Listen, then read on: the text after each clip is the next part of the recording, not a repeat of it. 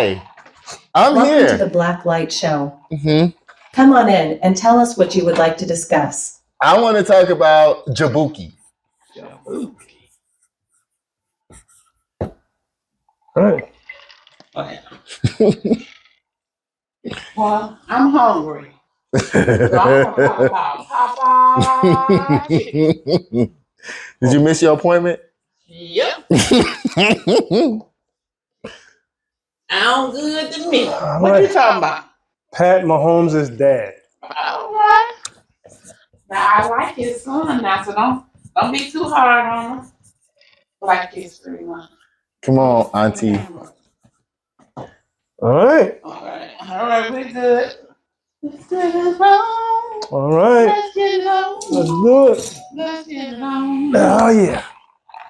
Then she's going to wing it. Okay.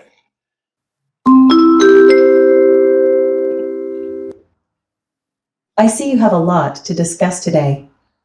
Let's start with an introduction. Starting from the far left, take turns introducing the person to your right. I'm on the far left. You're the far left. Oh, this is Ron. Hey, I'm Ron, and this is the beautiful Mrs. Buford. What? I am, and thank you very much. And this is the handsome Augie. Don't you argue? Aki. Augie. Like hockey with no H. No G. No G? No G, Auntie. I still So love you let's do it though. again. So you are Aki. Augie. That's Augie. Yes, and finally we have the lovely Nicole's here. Hey, Cola. Augie. Like the like the Chinese song. Like My name's Cola for the show. Okay, guys. Aki. yeah, Augie. Yes. I like that. I like Augie. I like the Japanese. All right. In today's featured topic, I want you to discuss women in general and Black women specifically in supervisor roles at work. What stereotypes do they have? Are those stereotypes true? And why do you feel these stereotypes exist? Remember to stay on topic, and Trey will help guide you along the way. I don't think I ever had a Black woman boss, but I've been told by my coworkers that I was bossy because that wasn't working, and the work had to get done. And then the boss ain't gonna make them work. Somebody got to make them work because they was putting all the work on me. So sometimes you got to be a bitch to get things done. So I'm all for the soul sister. I'll go last. Go ahead, Ron. I have no problem with the woman being in charge as long as, they don't put the extra things on you just to get there. If she got there organically, that's fine. But I think the whole boss B thing is what we have a problem with. And I would if that occurs with me. So I don't have any problem with women. The stereotype is they're extra hard. They work extra hard to get there, so they're gonna be tough and don't want to take it back. All good. But the boss B mentality is what most people, specifically men, have a problem with. But if they earned it and got there organically and they're fair, I have no problem with it. As long as they stay within that, we're all good. Okay, I'm going to bring life experiences into this because everybody's being so light-footed right now. I'm just going to tell y'all straight up. I used to work at this company called Flag Bank years ago. I was a deposit operations person. Basically, I used to balance the bank. And this Black lady who was our manager, she used to make up shit and blame. And whenever she got reprimanded by her bosses, she would make up stories like it was us and reprimand us. And I used to be like, what? Like, I didn't do that. Like, the bank was balanced last night because it was a small bank. I'm like, the bank was balanced. She would come in and like start ripping us a new one and stuff. And I used to be like, and the day that I left, I double scanned all the checks. That's how bad she was to us. I was like, I scanned all the checks twice and then quit. And then I went. Then when I was working at Dollar Thrifty, I had this lady named Brittany. She came in. She was black. She was from Atlanta. And so this is what I found with a lot of black female supervisors. You got to break their ass first before they start respecting you. You know what I'm saying? Like, you got to break them. And so I was letting her know she was a manager at Chick-fil-A. And I was like, these are not kids you work with. We are all grown with families. Like, you're not going to be talking to me all crazy like that. And we already run this ship perfectly before you came. Now that you're here, you don't even realize that what you're doing trying to get clout for your boss. You don't even realize that as the manager, you work for me. I don't work for you. Okay. All right. Oh, well, then. The manager works for the employee, not the other way around. Yeah, I agree. All right. Now, I said what I said, and I ain't changing it. I totally agree about sometimes you got to check them. That's why You do. You got to personally check had them. an experience because the person that I did have that I knew that, she was notorious for being a hard ass or whatever. So when I went to that team and I already nipped that look, we had one little disagreement. After that, I was like, in the handbook, it says. Me and Brittany ended up being real cool after that. She was like, she used to come to work like, Aki, so what we having for lunch today? I used to be like, I checked your ass. Now you ready to work. Okay. You know what I'm saying? Don't do that. So Yeah, I think they have a They get a bad rap. they have a stereotype for being and most of them are. they are that way. Yeah. So I'm not against it. What I'm saying is, I think if you check them in some sort of way, respectfully, then I think you'll be fine. But you know what? The term respectfully, listen, when it comes to me, you know what? It's not respectful. I'm a Scorpio, so anything I say is going to come with this God and this. But then I'm going to come and hug you at the end. You know what I'm saying? I'll be like, look, don't come in. This is my thing. You don't have to prove nothing when you come into when you get hired as a manager or a supervisor or whatever. First thing you need to do is observe what's happening first and then figure out how you can fit in. Don't come in like, oh, I'm the manager now, so I'm about to change all this shit up. Yeah. Don't do that because this is already running good before you got here. And I'm not a conforming type of employee. I think that depends because if you're a cleaner, let's say you're one of those managers, like there are certain companies and corporations that they have like that manager that is good at production and good at increasing things. So they will move that manager wherever it is failing. So if you know that this store is failing, don't necessarily go in with the attitude like, hey, I'm in charge now. We changing everything. like my point is you need to observe first, is my point. Take some time to observe. True. Even though we weren't failing at Dollar Thrifty, we was actually the number 3 rental place in the whole United States. So don't come in there trying to act like you finna do something because, like I told y'all before, I'm a great worker, but I'm a horrible employee. We do what we do, let us do what we do and let it be that. Oh, I mean, like I said, I'll end it like that. Like this, I'm against the boss bee mentality, meaning that, you know what I mean? You, just because you're in charge don't mean you can run everybody. That's what I'm talking about. So to answer your question, yeah, yes, I'm against that whole thing. Like, it's you or nothing. Like, yes. So, but I am for women being in charge. That's fine. Yes. Me too. I'm totally okay with that. I would say this. So I'll say this. There was a job that I had where I had a female supervisor, and I think part of it was that she was new. I think just in a lot of companies, and when we ask the question, was that stereotype a whole lot of times. So these are all stereotypes. It's not everybody, of course. Of course. But I think a lot of times you have to understand that as a worker, you deal with a lot of middle managers, and a lot of times their main experience is working at McDonald's or something like that, and they're working up themselves. So a lot of them don't have leadership experience. And let's say if your leadership experience is working for McDonald's, and then your whole thing is I'm just gonna boss and tell these people what to do. So then when you step up from McDonald's to a more corporate type situation, you feel like you could just tell these people what to do. But when you're dealing with adults and you're dealing with kids, there's two totally different It's things. totally different. And you That's can't my just, point. Yeah, you can't just go bossing adults around. No, you gotta you can't. tell them the what's and the whys. But what I will say about that is this. This is why I say I'm a great employee. I'm a good worker, but a horrible employee. Because I'm not a conformist. You know what I mean? If you come in as the manager, like, I'm not gonna lie, I've ran several managers away from their jobs. Like, I'm like, you ain't finna come in here and do that. You know, you have to be cognizant and aware of what's going on. That's why I said you need to observe first. Because you could be a great manager. Like I said before, and I'll say it again, and I'll continue to say it forever. Management works for the employee. They're not there. They think that they're slave runners. That's not your job. Your job is to support me in what I do. That's your job as a manager. You're supposed to manage situations, not be a dictator. Absolutely.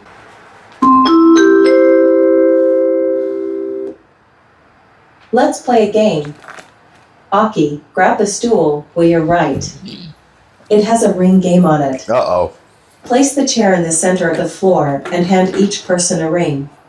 Just After one? doing a practice toss, you will toss the ring after you respond to the next 3 questions. You get a ring. Hey. You get a ring. Oh, ladies first. Ladies first, Friday. I get a ring. Send my ladies first. Ron Friday. gets a ring. Thank you. Who gets these extra 2 rings?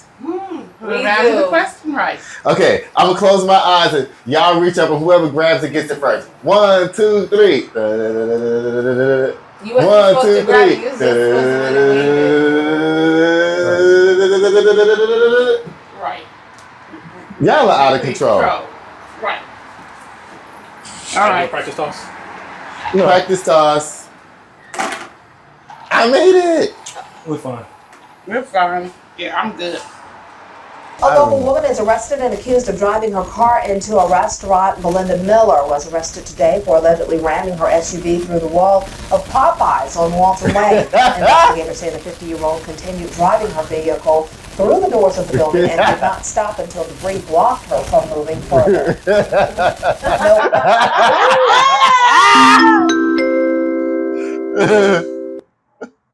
Yeah. Hypothetically speaking, what are things that happen to you at a drive-through window that makes you want to drive through the window?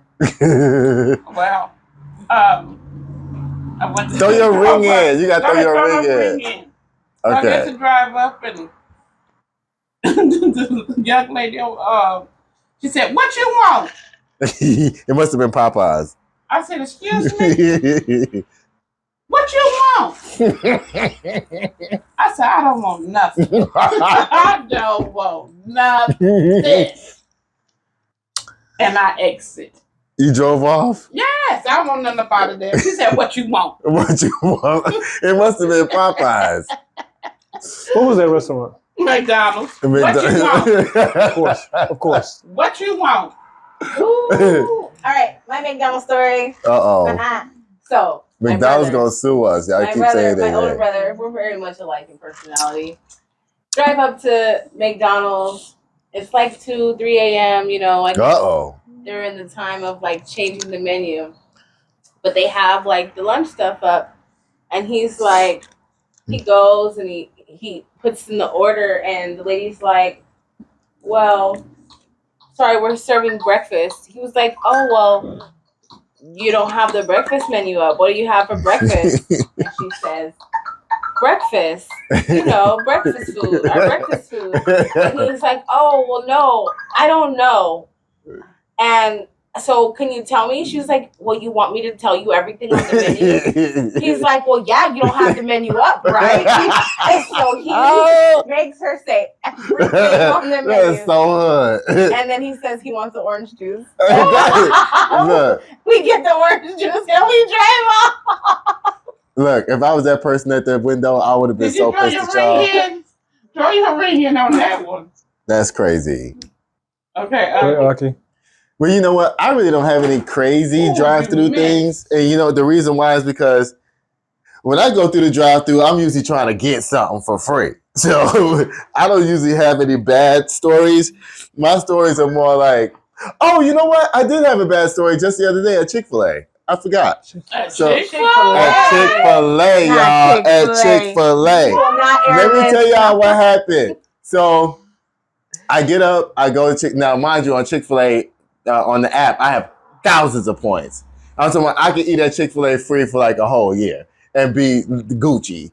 So I go and I get me and my mom chicken biscuits for breakfast. So first of all, on the redemption thing, the spicy chicken biscuit was not on there. Okay, so that's the first thing that pissed me off. So the girl gives me 2 regular chicken biscuits and 2 hash browns. So I go to the window. I was like, I told the girl, because I didn't have my wallet. That's the only reason why I used my points, because I didn't have my wallet. It's the one time I didn't have my wallet. So I go to the window. The girl is like, oh, you had this? I'm like, yeah. I was like, can I get a piece of cheese on one of the biscuits, right? And the girl was like, she was going to do it, right?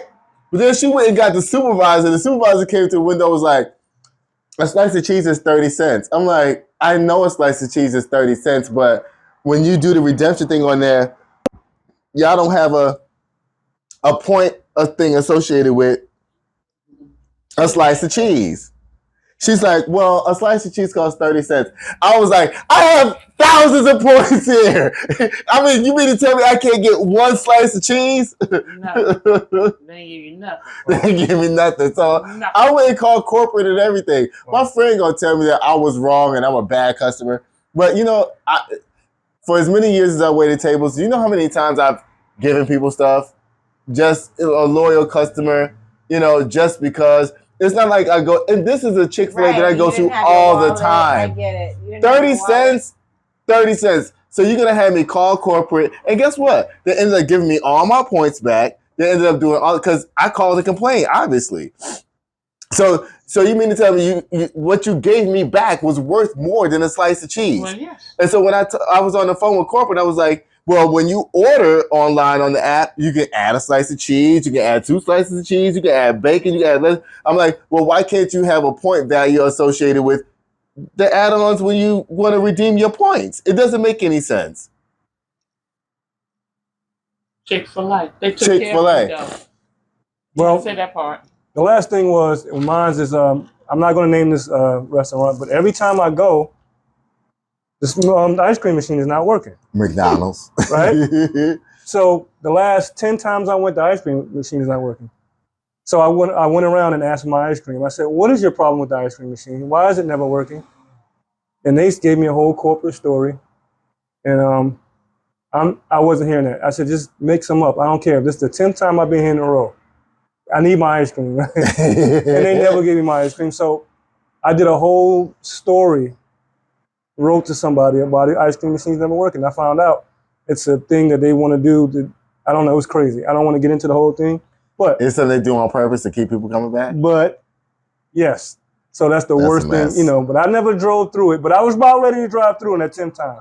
But I didn't. So that's my drive-through story. So when I worked at IHOP and people would order milkshakes and I didn't feel like making them, we would tell them that the milkshake machine is broken. And then some servers were dumb enough to tell that story and not let the other servers know. But I was like, yo, I done told them the milkshake machine broken. Y'all ain't making no milkshakes. Nobody's getting milkshakes to this table. So you would get called out because other servers would be bringing milkshakes to the table? Yeah, that was when I was really younger because, you know, I worked at IHOP off and on. And then afterwards, once I got a little bit older, I was like, that's so lazy. Like, and I started making milkshakes. So then I actually would make milkshakes for other servers. As I got older. Actually, I could have ran into Sonic's the other day. I went to Sonic's to get my husband and my son's breakfast toaster. And it was about 10 minutes to 11. And I pushed the little red button. And the guy said, we're only serving drinks. And I said, excuse me? He said, we're only serving drinks. I said, so you're not serving any food? He said, now, ma'am, what does only serving drinks mean? I said, who are you talking to? Right, it's Sonic. Right. That ain't You Starbucks. savoring drink. You don't need to be answering the intercom. Why are you open? Sonics. So I came home. My husband and my child didn't eat. Grab the ring and toss him into it. Huh? My children, my son, Hey, was sometimes things hungry. happen. Now, how you gonna be open for Look, a whole 30 look. minutes? And Did these glow in the dark, Trey? I worked at a restaurant that caught Trey, on did these fire. glow in the Okay? dark? Huh? They look like they do.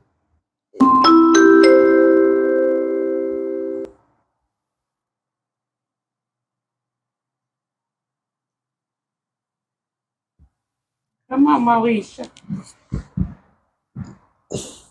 Like you doing. That's his dad? No, I do. Damn, you're good. That's his dad? Yeah, that's his dad.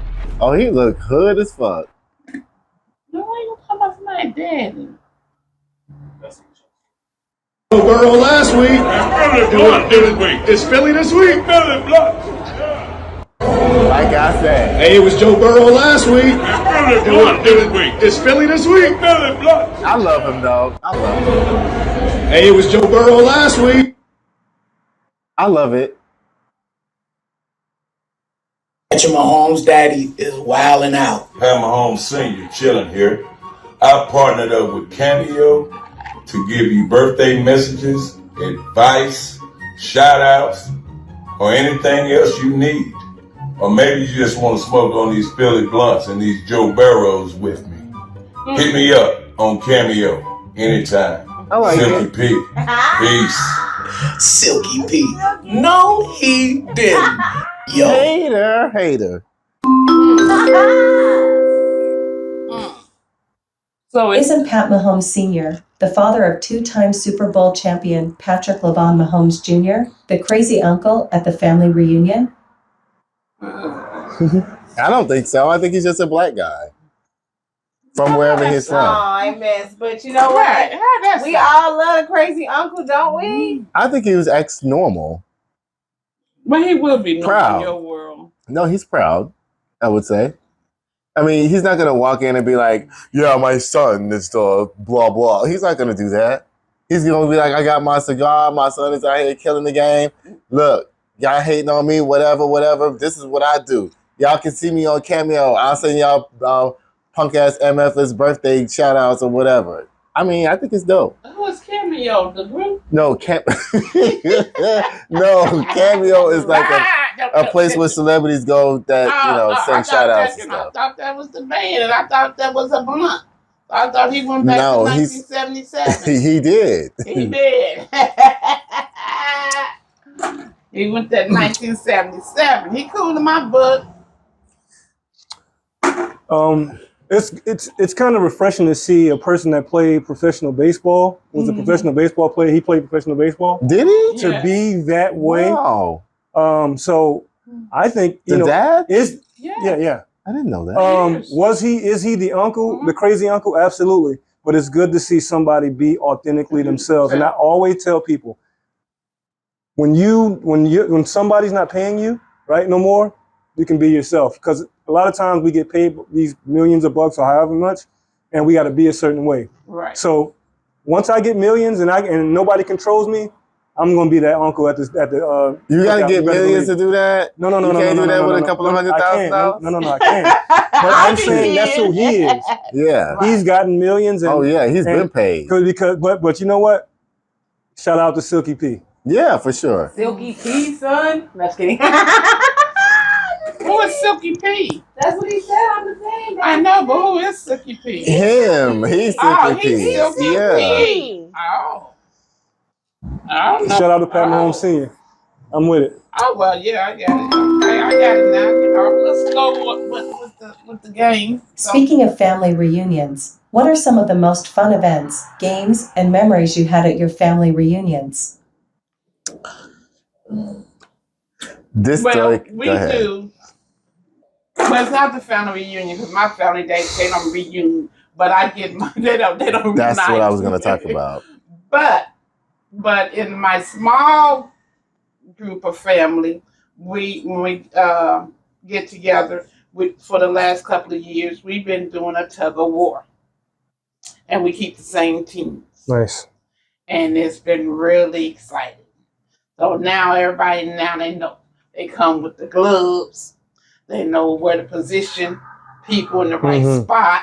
So the game is on, and we've really been enjoying the tug of war. And I've been teaching the young ones how to do some double dutch. So we've been, getting our little game on. It's been pretty fun too. Good for you guys. Mm-hmm. You know double dutch? No. Throw your ring in. Family reunion things, this is kind of touchy subject for me because back in the day, our family used to have family reunions all the time. It just seems like it's just gone away. I can't even remember. I was so young the last time we had a great family reunion. I was so young. I just don't even remember anything about them anymore. This weekend, I'm going to go and connect with my family and my cousins and stuff I haven't seen in a long time and kind of like promise them that I will never be away this long again and like try to create some type of family union again. Because the one thing I can say I remember about family reunions was so long ago was my crazy cousin Fred just arriving. That's the last thing I remember. It's crazy. Mm-hmm. Ooh. So, Mike's gone again. It will turn up later. So, my family does have family reunions. They used to be more regular before COVID. But I actually love it. So, my grandfather was one of 11 children. And somehow, with his siblings, their names are split and spelled different. So our last name is Johns. Half of the family is spelled Johns, and half of the family is spelled Johns. So all of our T-shirts say John/John's reunion. Oh, that's cute. Most of the families in Detroit and Texas, they always have a bowl off. So we have an actual family trophy that goes back and forth between Detroit and Texas, and of course that's so dope. Detroit, they coming in. We always have like different gatherings. Some of the times they come fully dressed in the pimp suit, talking shit. I love it. Right. I love my peoples. So it's really great to see a room full of people that's your family. We usually 100 deep. Okay. That's dope. Yeah, now my husband's family, they've been having family reunions since 1960. And they did it for like 40 years every year. And then now they do every other year. They have each state is a chapter, and each chapter pays into. Good. They have a president. They have the whole organization. We need and that. They have scholarship funds. Really? Yes. That's amazing. Mm-hmm. And my father-in-law, I like that.